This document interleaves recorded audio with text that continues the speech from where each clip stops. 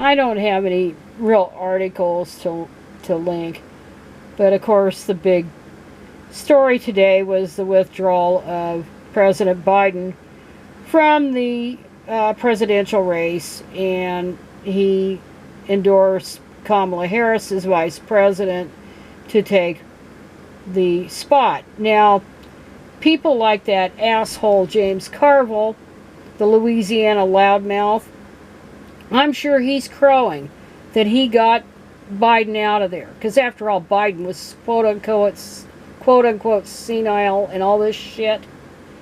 And you know, he's got somebody in mind who he really wants, and I think it's Mark Warner, that piece of shit multi-millionaire, zillionaire out of Virginia that was calling for Biden to be out. I think that's the guy that Carville really wants.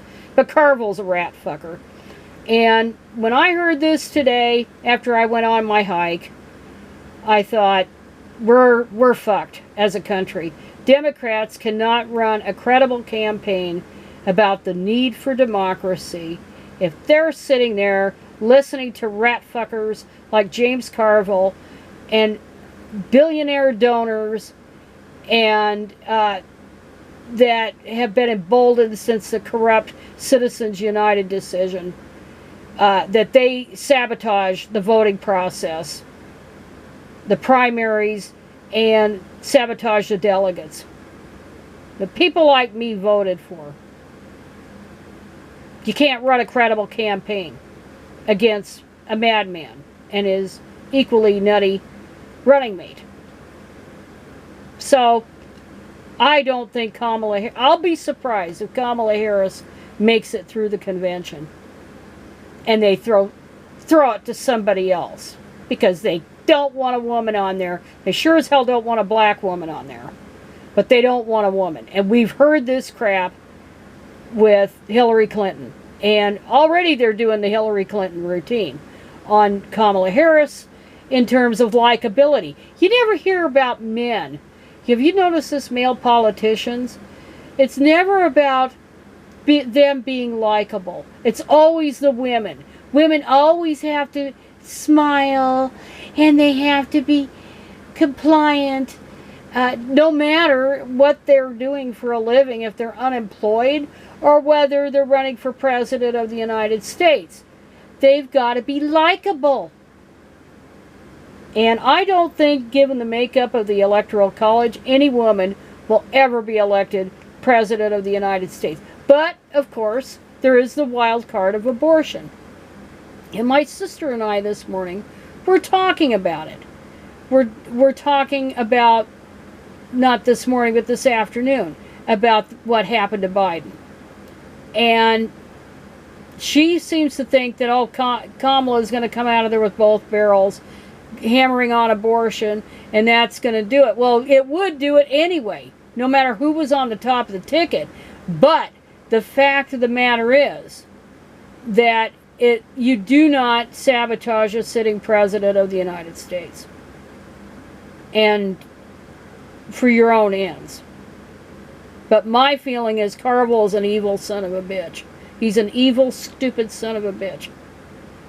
And we're going to see what they do to Kamala Harris.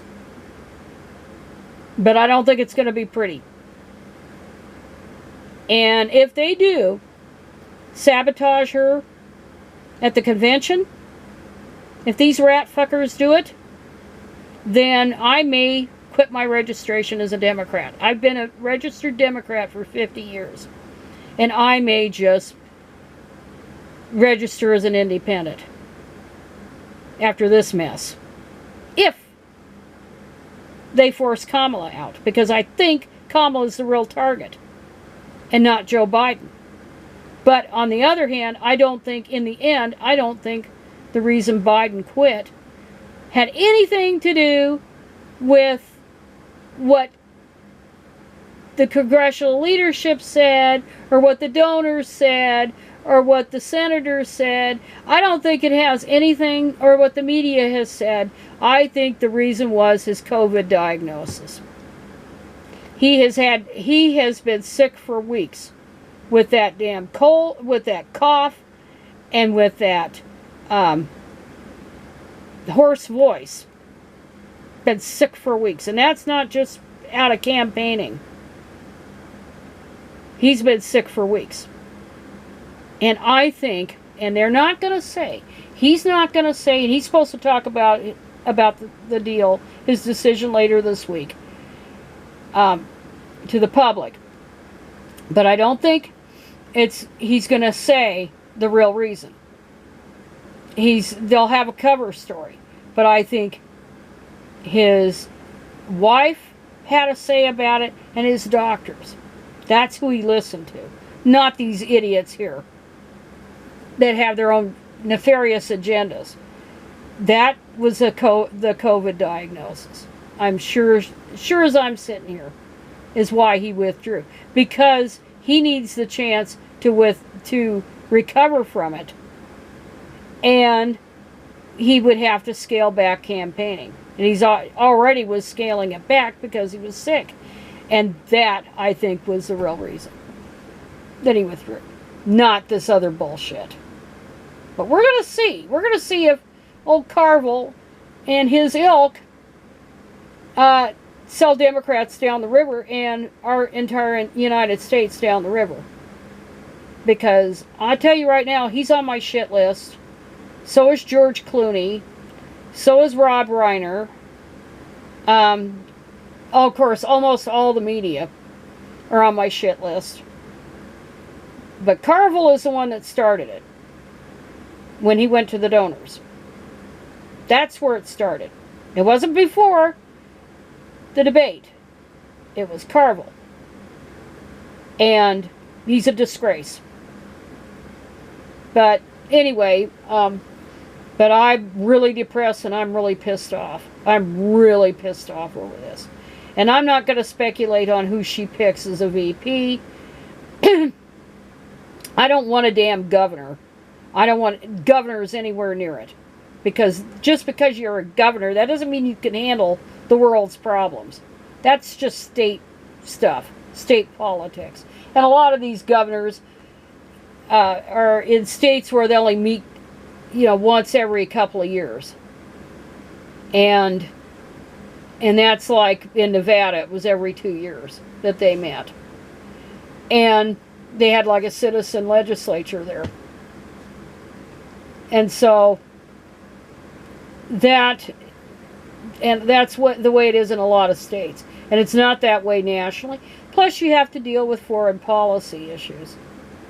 And while I think Kamala could do the job, and she would certainly have enough advisors on the foreign policy stuff, I just have my doubts.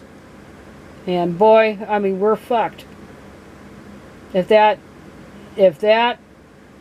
idiot gets back in there, and I've heard it said, and by anonymous posters, but I thought that was good room or food for thought when they said that they believed if Trump got in there again, that the Heritage Foundation people would sabotage Trump and force him out, whether they would invoke the 25th Amendment or whatever.